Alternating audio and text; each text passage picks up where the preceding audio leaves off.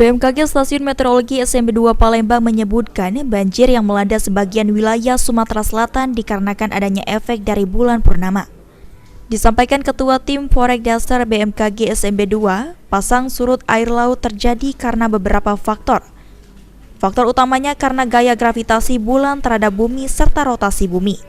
Proses air pasang ketika bulan lebih dekat dengan bumi menyebabkan gravitasi bulan yang paling kuat sehingga menyebabkan air laut atau sungai naik.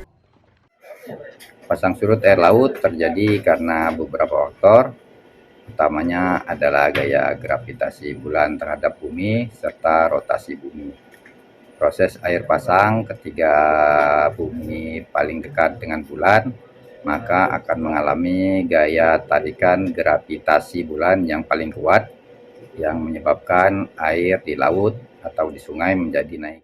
Ditambahkan oleh Alan Ashlan, fenomena pasang purnama terjadi 2 minggu atau 2 kali dalam 1 bulan.